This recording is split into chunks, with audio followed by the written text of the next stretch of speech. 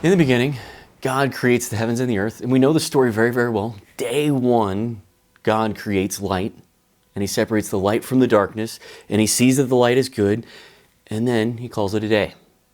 And then we know day two, God creates the heavens, the sky, and so he says, let there be the sky above and let there be the waters below, and he separates the two, and he looks at it and he says, it's good, and then he calls it a day.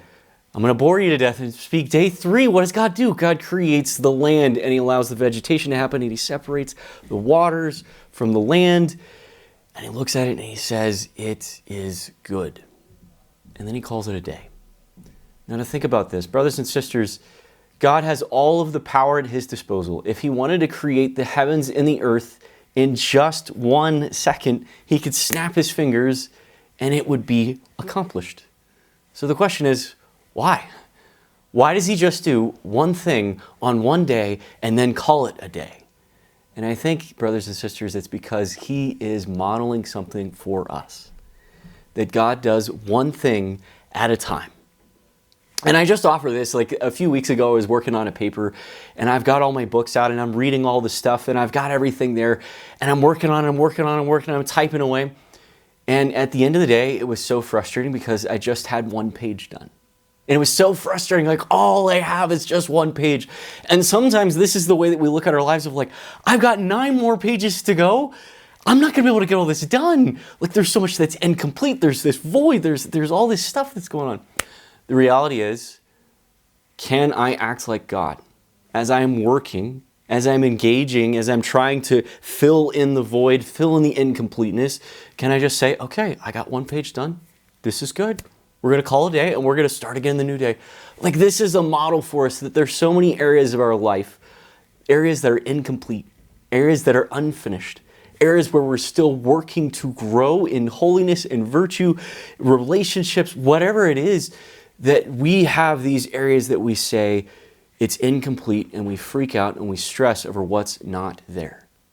God doesn't do that. God does one thing at a time, intentionally, deliberately, so that he can model for us how we should approach these areas of our life. Or we can simply respond like God and say, God is just doing one thing at a time. I can do that too.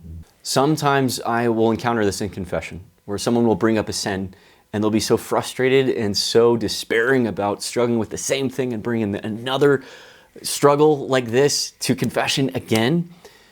And this reality of, wait a second, how does this compare to a year ago? Is sometimes what I'll ask that person. Like, how are you doing with this sin compared to a year ago? And they might say, well, gosh, I'm doing so much better. Like a year ago, I was falling all the time in this, but now it's way, way less. I'm like, awesome.